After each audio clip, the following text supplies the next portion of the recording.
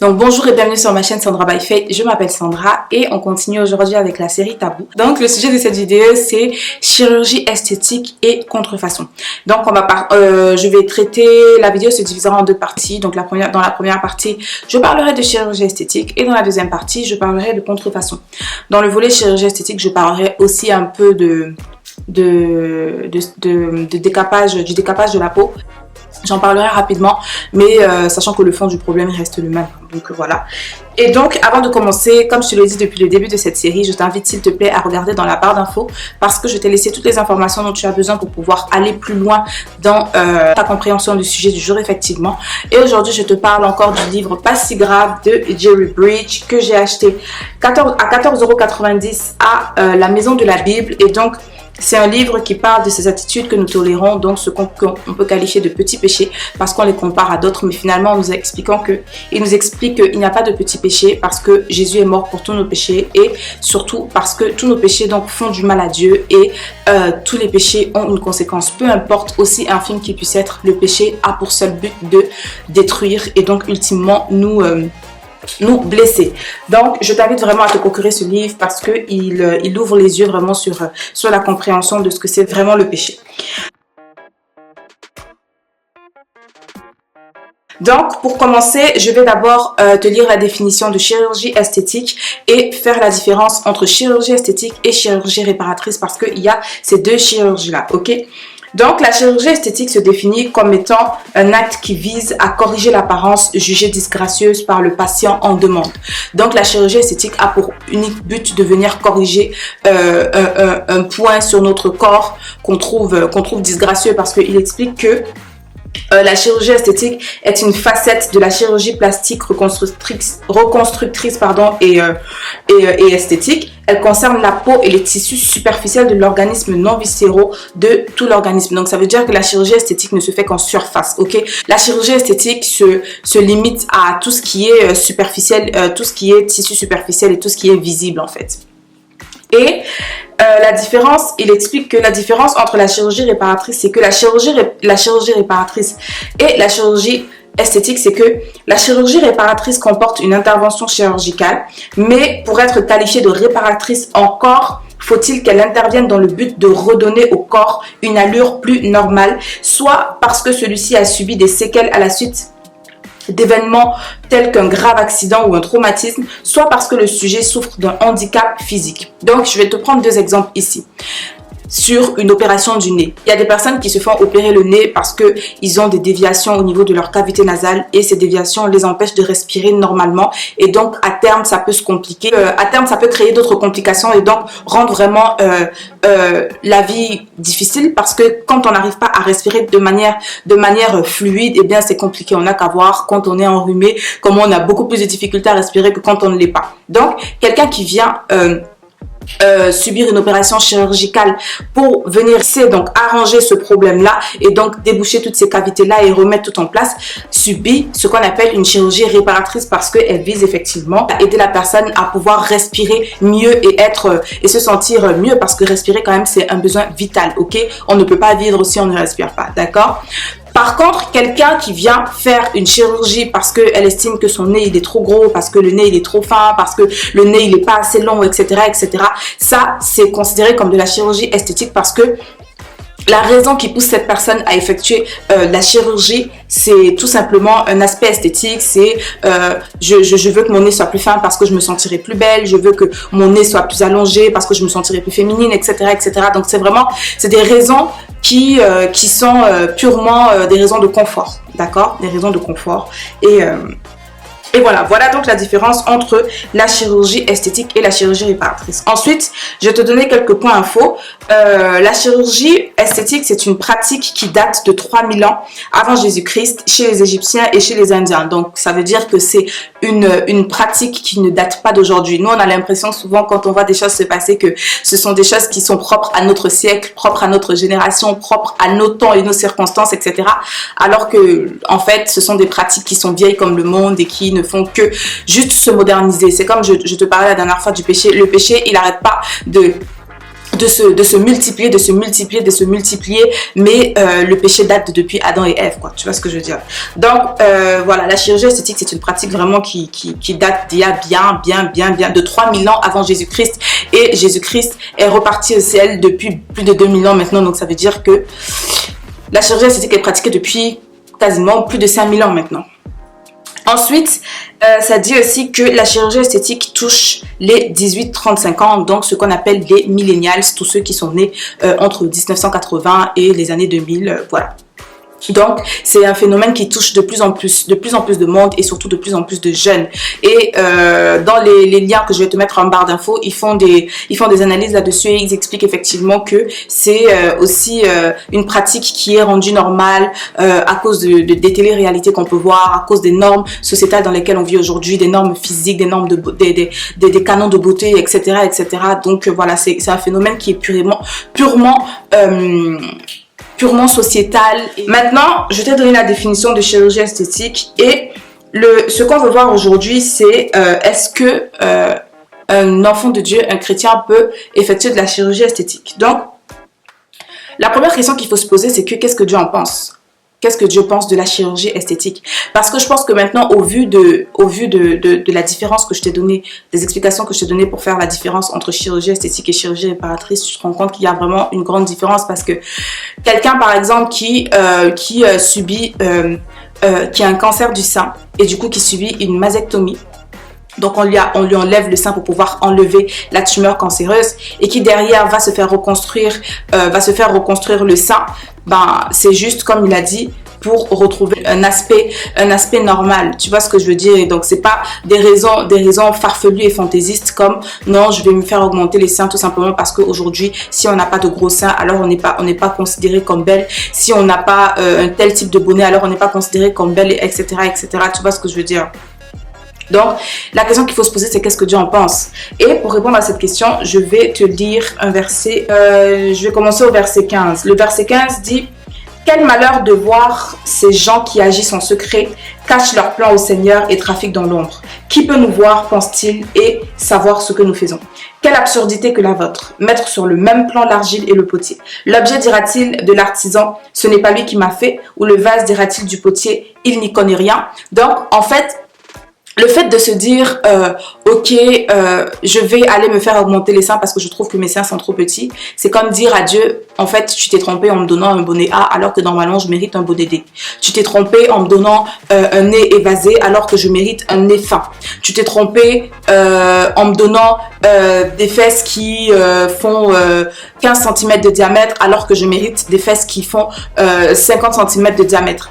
Mais sauf que quand on essaye d'analyser et qu'on va en profondeur, quelle est la raison qui motive en fait ce désir-là de faire la chirurgie esthétique? Parce que comme je dis souvent, on ne regarde que le résultat des choses, mais sauf que pour arriver à un résultat, il y a tout un processus, tu vois ce que je veux dire? Et il est bon vraiment de partir de la base, du fond du problème même, pour pouvoir se demander, ok, qu'est-ce qui me pousse à vouloir avoir des grosses fesses? Qu'est-ce qui me pousse à penser que Dieu, il m'a mal créé? Et ici, je pars du principe que je m'adresse aux chrétiens, parce que forcément, les non-chrétiens ne le comprendront pas forcément, mais même, je pense que c'est pas tout le monde qui pratique la chirurgie esthétique et c'est pas tous les païens non plus qui se trouvent mal dans leur peau ou qui veulent tout changer, tu vois ce que je veux dire? Mais il est vraiment important de partir du fond du problème. Et dans l'un des liens que je vais te mettre en barre d'infos, il y a une conversation entre un chirurgien esthétique et un psychologue. Et le chirurgien esthétique explique que quand il y a un patient qui vient le voir et qui lui demande, qui a des demandes assez farfelues et qu'il se rend compte effectivement que cette personne a plus un problème intérieur qu'extérieur, et bien ce qu'il fait, c'est qu'il redirige la personne vers un psychologue et en expliquant à la personne que en fait c'est pas le fait de se faire augmenter les seins qui va l'aider à se voir, à devenir une meilleure personne ou à mieux se voir, ou qui va régler ses problèmes d'estime de soi ou ses problèmes de confiance en soi comme les gens ils disent, parce que ce n'est pas ça qui règle. Et je sais que récemment aussi, j'ai vu une vidéo d'une youtubeuse anglaise qui est très connue, noire anglaise qui est très connue. Au début, quand elle commençait les vidéos, moi je la regardais, quand elle commençait les vidéos, elle était vraiment très nature, très normale, très simple, très terre à terre. Mais plus elle avance, plus elle prend du grade, plus elle est connue, plus elle pratique de la chirurgie esthétique. Donc elle a d'abord commencé par ses seins, ensuite elle est passée à son ventre, et quand elle a fait la liposuction de son ventre, la graisse qu'ils ont enlevé de sa liposuction, elle l'a injecté dans ses fesses. Donc en gros, plus le temps avance, plus elle devient vraiment addict à ça. Et la dernière fois dans sa vidéo, elle disait, vous savez, c'est pas parce que je fais de la chirurgie que forcément aujourd'hui, je me sens vraiment meilleure dans ma peau parce que finalement, je me rends compte que tout ça, c'est dans la tête. Donc, on peut refaire ce qu'on veut sur nous. Mais si à l'intérieur, on n'a pas fixé ce qui va, eh bien, ça ne s'arrêtera pas en fait. Et j'ai trouvé ça vraiment très, très, très ironique. Et c'est un raisonnement que je trouve vraiment très schizophrénique parce que c'est comme, tu sais dans ta tête en fait que le problème vient de l'intérieur. Tu sais très bien que le fait de te faire refaire les seins, de te faire refaire le nez, de te faire refaire le ventre, de te faire refaire les fesses ne va pas arranger le problème qui est à l'intérieur. Mais au lieu de traiter, de te dire, ok, il faut que je m'asseye pour traiter le fond du problème, pourquoi est-ce que je me sens comme ça? Pourquoi?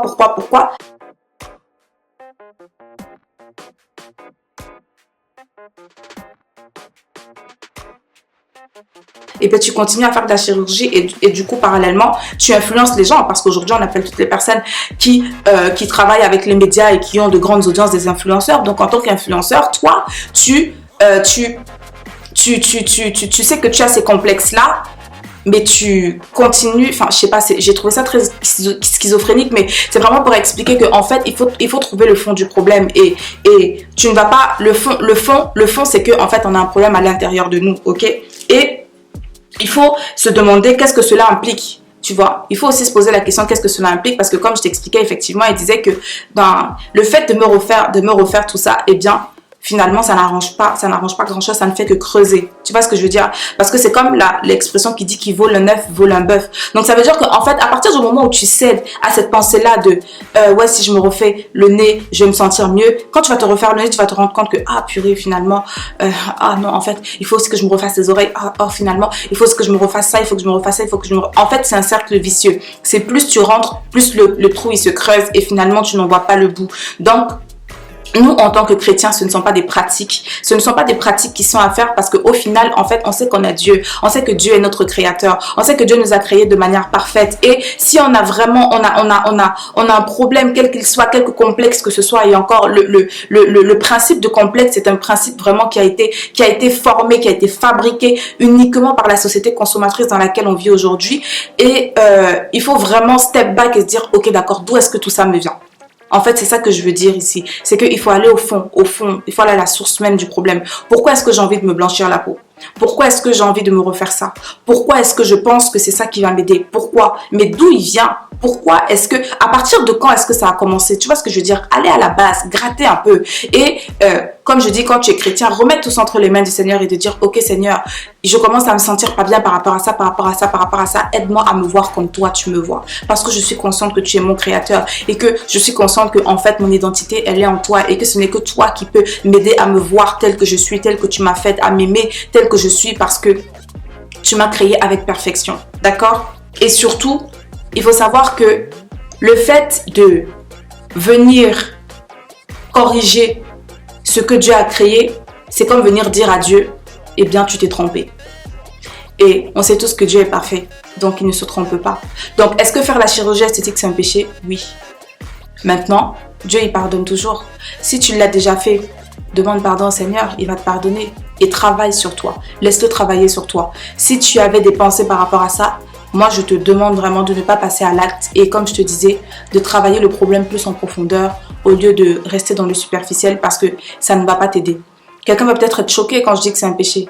Mais c'est quoi le péché? Le péché c'est faire le contraire de la volonté de Dieu. Parce que si Dieu t'a créé avec un bonnet D sur tes seins et que toi tu veux avoir un bonnet F, bah en fait, tu viens dire à Dieu, eh bien tu t'es trompé. Et dire à Dieu qu'il s'est trompé, sachant que Dieu est notre créateur, c'est un peu de la folie. Tu vois ce que je veux dire? Donc c'est aller à l'encontre de sa volonté, c'est aller à l'encontre de son désir, c'est venir casser tout ce qu'il a fait en fait, tu vois. Donc en ce qui concerne la chirurgie esthétique, et c'est pareil comme je te dis pour le décapage, il faut vraiment aller à la source et gratter, se demander mais pourquoi est-ce que j'ai envie de me blanchir la peau? Pourquoi est-ce que j'ai envie au contraire, me noircir la peau? Et c'est vraiment, ça concerne vraiment tout ce qui est permanent. Tu vois ce que je veux dire? Ça concerne tout ce qui est permanent. Parce que je vois des gens qui vont venir dire oui, et toi le maquillage, tu viens corriger le Seigneur. Non. Je vais te donner la définition de corriger. Pour qu'on puisse un peu comprendre ce que c'est. Parce que une fois que tu es venu modifier la taille de ses seins, de tes seins. Une fois que tu as commencé à faire la chirurgie esthétique, tu ne pourras plus revenir en arrière. Donc ça veut dire que les implants, tu dois les changer, je crois, tous les 10 ans ou tous les 20 ans. Tu vois, et même si derrière tu décides de ne plus mettre d'implant, eh bien ta structure a été modifiée, la structure de ton sein a été modifiée, donc ça veut dire qu'il ne retrouvera jamais son état initial, tu vois. Donc corriger, ça veut dire rectifier, ça veut dire supprimer les fautes, supprimer. Quand tu supprimes quelque chose, c'est perdu pour toujours et à jamais. C'est ça le principe même de supprimer, comme je te disais, quand tu viens modifier, ça modifie entièrement et complètement le truc, tu vois. Donc se maquiller, ce n'est pas venir corriger Dieu, c'est juste venir, comment tu dis, rehausser ce qui est déjà, tu vois. Il n'y a aucune correction qui a été faite. C'est comme mettre de la crème sur soi. C'est comme se raser les cheveux, donner une certaine forme à ses cheveux. C'est comme s'épiler. Quand je m'épile et que j'arrache les poils à la racine, les poils ils finissent par repousser. Donc, dire que quand on se maquille, quand on s'épile, quand on se lave, quand on se met du parfum, quand on se vêtit bien, c'est venir corriger le Seigneur, c'est un peu de l'hypocrisie. Parce que dans ce cas-là, si tu penses comme ça, alors ne te coupe pas les cheveux. Parce que si Dieu il a fait en sorte que tes cheveux doivent pousser, il sait pourquoi ils doivent pousser, ne te coupe pas les cheveux, ne te rase pas la barbe, ne t'épile pas, n'utilise rien de chimique et de transformé, lave-toi vraiment avec les feuilles d'aloe vera, nature, etc. Tu vois ce que je veux dire? Sortons un peu de l'hypocrisie, d'accord?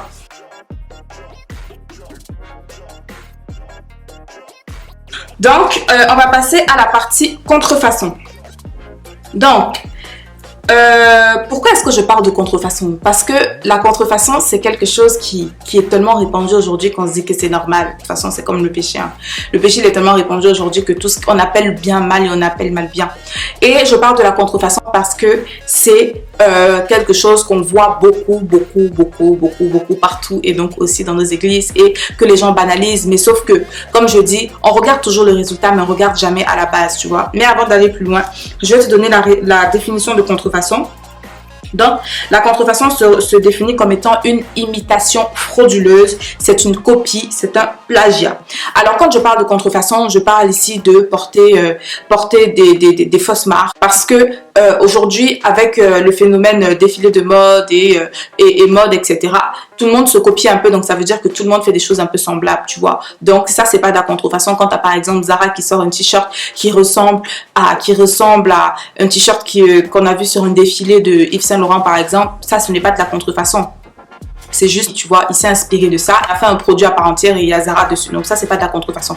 La contrefaçon, c'est quand tu portes, par exemple, un sac Yves Saint Laurent et que tu sais très bien que tu ne l'as pas acheté dans le magasin Yves Saint Laurent et que tu ne l'as pas acheté dans le magasin Yves Saint Laurent et que ça ne sort pas des usines Yves Saint Laurent et que, voilà, c'est du faux. C'est ça, la contrefaçon. Donc, porter tout ce qui est faux, tu vois.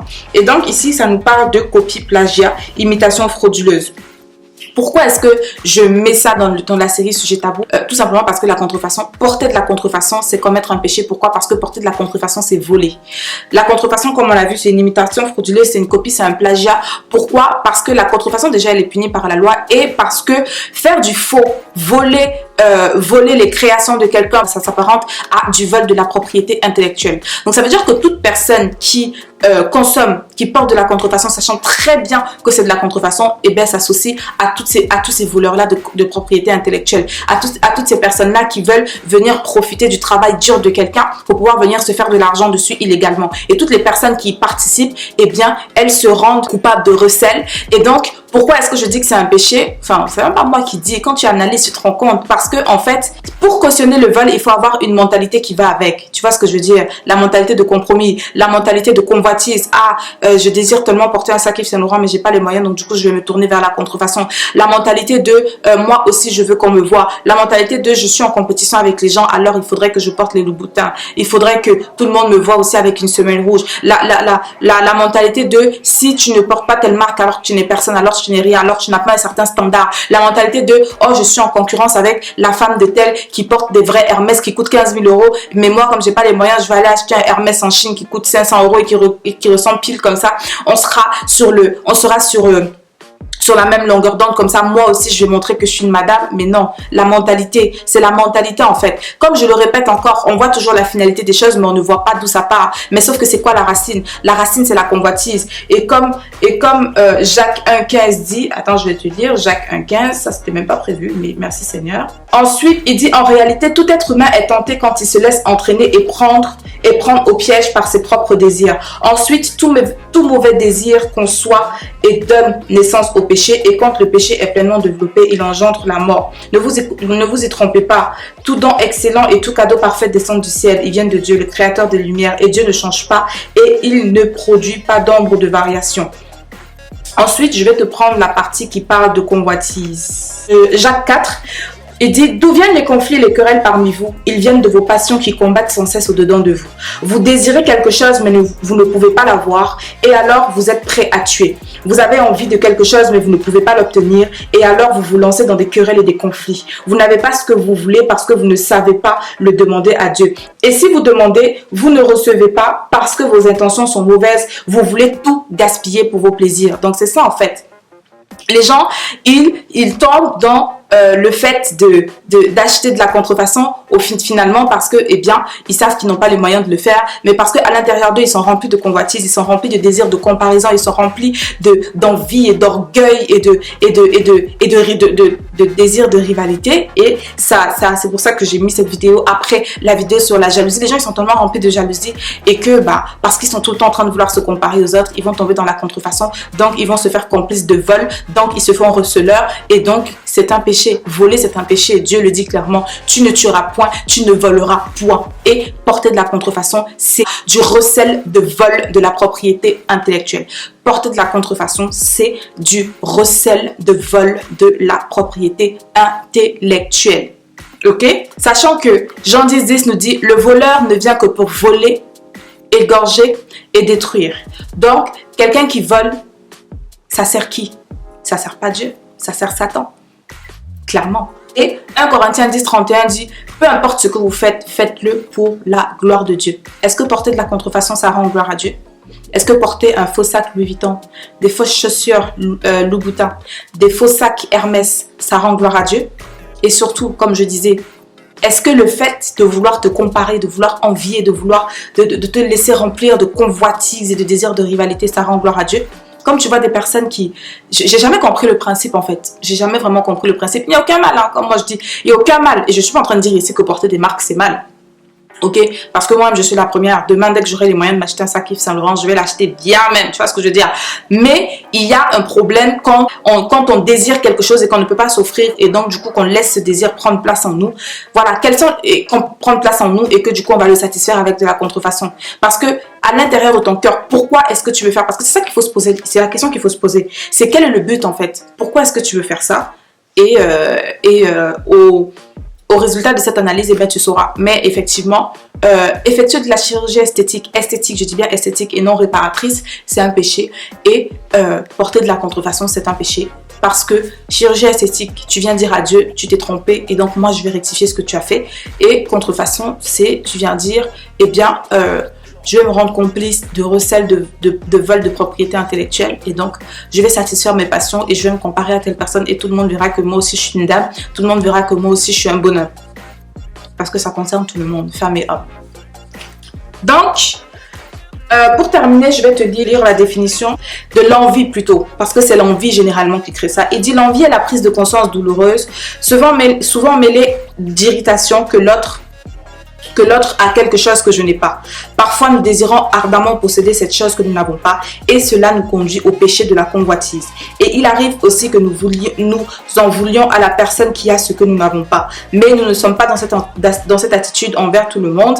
Il y a généralement des facteurs qui nous y poussent. Tout d'abord, nous avons tendance à envier ceux avec lesquels nous nous identifions. Ensuite, nous les envions souvent dans les domaines qui ont le plus d'importance à nos yeux. Donc, c'est comme dire, voilà, si elle porte des Hermès, moi aussi je porterai des Hermès. Si elle porte des Louboutins, moi aussi je porterai des Louboutins. Si elle porte des Jimmy Choo, moi aussi je. Mais sauf que tout ça, ce n'est que le fruit de l'envie, de la convoitise et de la jalousie et de tout ça.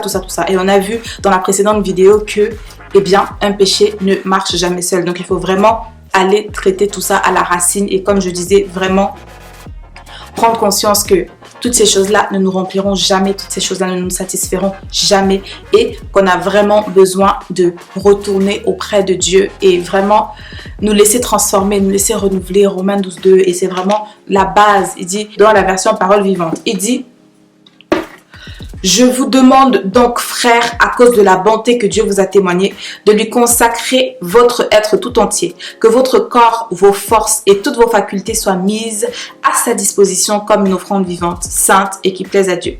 C'est là le culte spirituel qui a un sens, un culte logique, conforme à ce que la raison vous demande.